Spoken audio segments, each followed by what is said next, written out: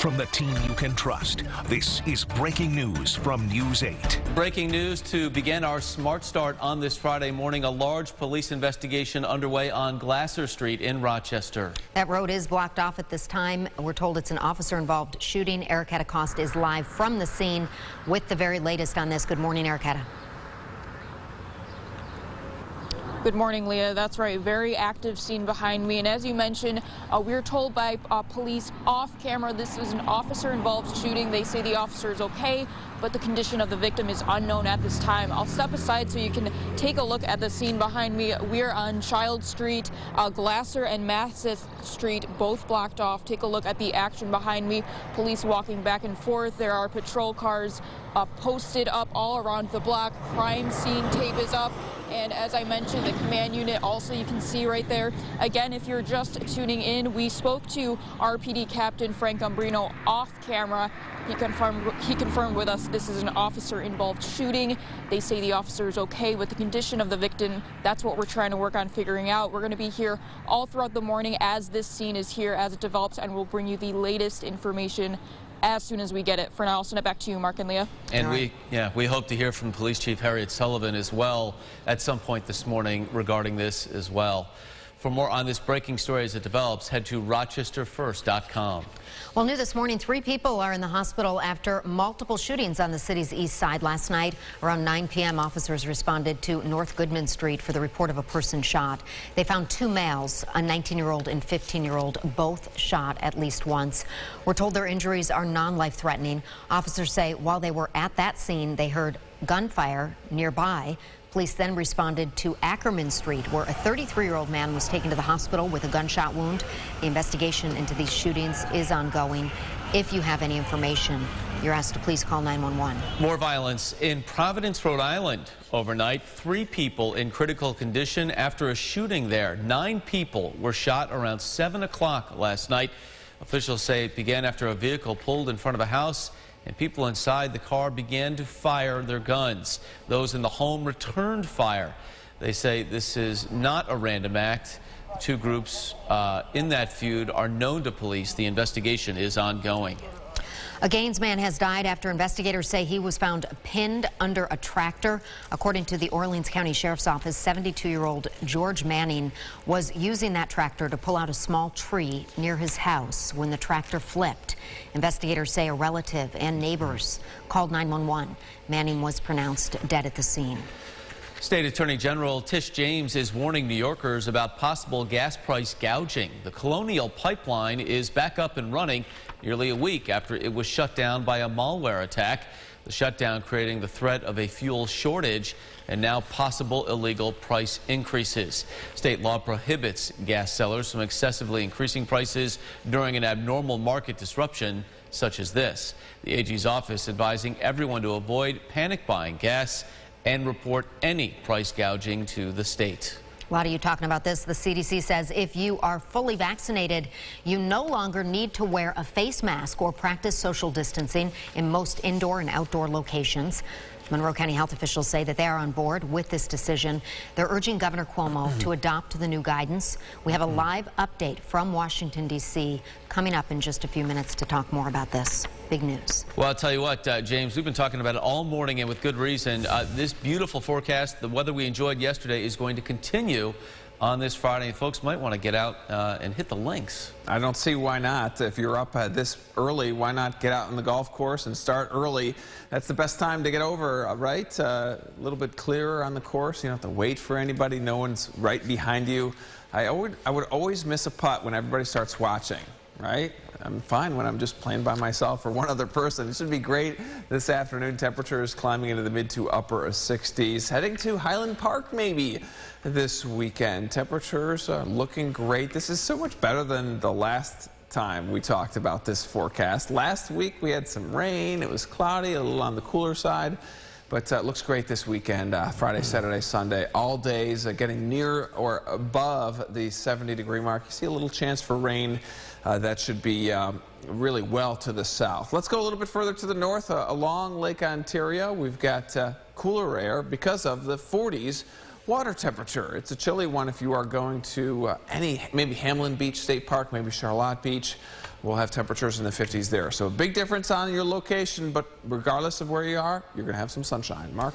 All right, James, thank you. Another check of our sunrise traffic on this Friday morning. A live look over downtown Rochester as the train rolls through along the tracks there, as you see from our sky eye view. Light volume, although building in a bit on 490, but still you see cars moving along nicely. 390 and 590 also running well at last check. So if you are heading out the door right now, you should be in good shape for your commute. Certainly a beautiful picture there.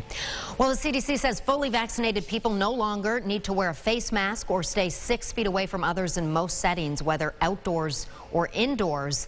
This as officials say death and infection rates continue to trend downwards. Joined this morning by Washington correspondent Raquel Martin, who is live in D.C. Raquel, good morning. Let's talk about the factors and data that led to this announcement by the CDC. Good morning. Well, like you mentioned, the CDC director says that they're seeing a drop in the amount of deaths and also infections. In the last 2 weeks alone, she says infection rates have dropped by 1/3. So this is the science that they are referencing when they've decided to put out this new guidance allowing people to go maskless indoors and outdoors, definitely in specific settings indoors, but still a big leap from where they were just a week ago. Many people reacting to this news. President Biden saying yesterday this is a great day for America. What else did he say about this? Well, the president applauded Americans, the more than 1/3 of them who have already gotten vaccinated.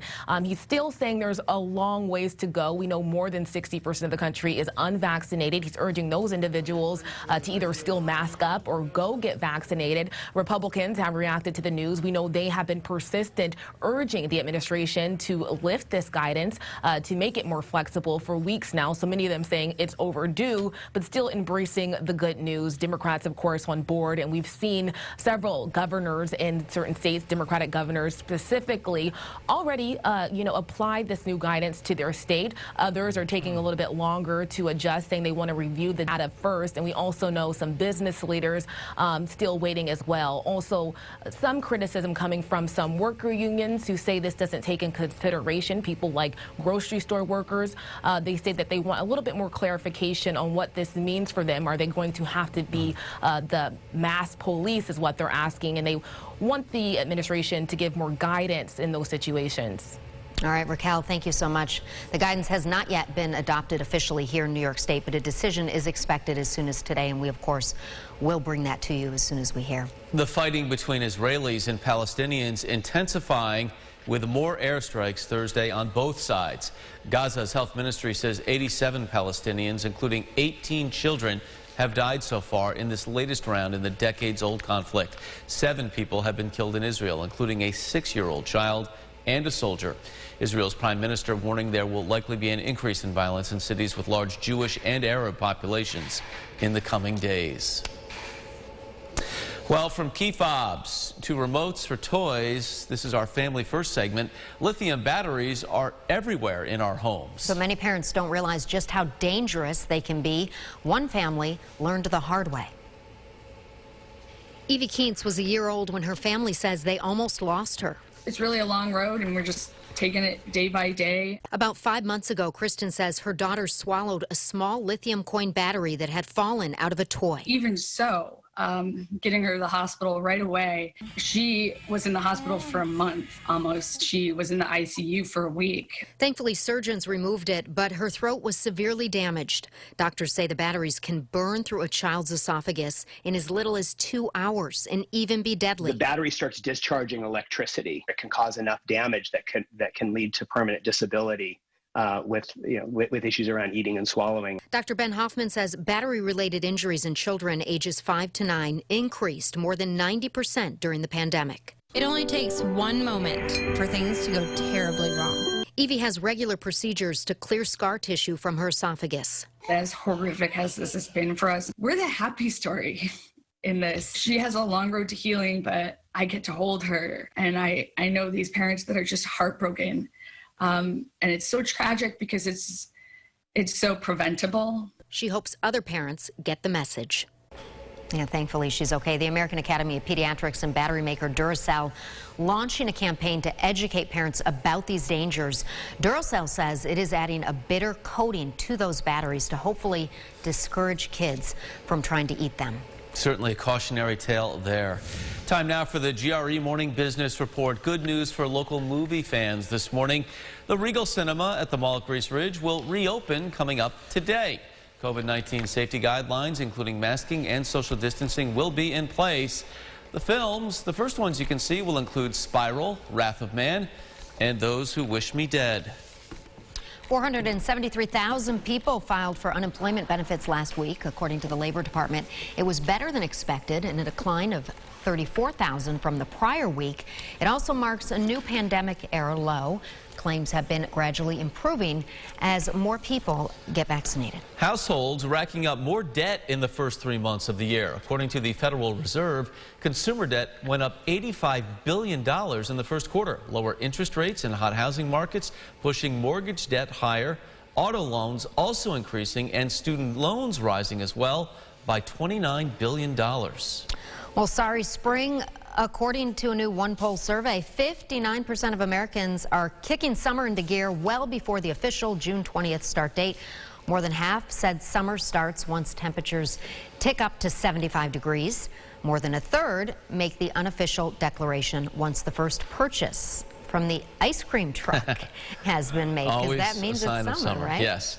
Hey, here's what folks might be talking about at the water cooler today. Weekend number 2 of the Lilac Fest kicking off today.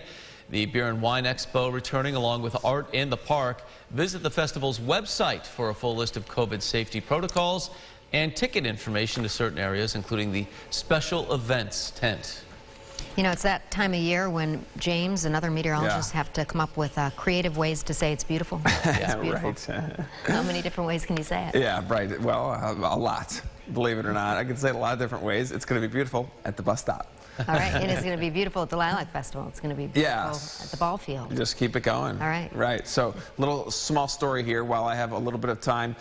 Going to Brighton High School my junior and senior year, we'd go on the Friday before, and we'd talk at school. You going to the Lilac Fest? You going to the Lilac Fest? Where do you want to meet? Let's meet at the banana stand. Let's meet at the gyro stand. Exactly. Right. Who's playing? What show are you seeing? So, I always loved those conversations that we had with our friends before cell phones. You had to just kind of pick a spot at the Lilac Festival, and you met your friends there. And I hope that still happens. It probably involves maybe a text as we head out this weekend to the Lilac. Yeah, it's a good time of year. Thank you so much. Yeah. Thank you for watching News 8 at Sunrise. Our next update coming up in 30 minutes. CBS This Morning is up next. Be safe and have a great day. Follow News 8 wherever you are on RochesterFirst.com, Facebook, Twitter, and on our app for news and weather.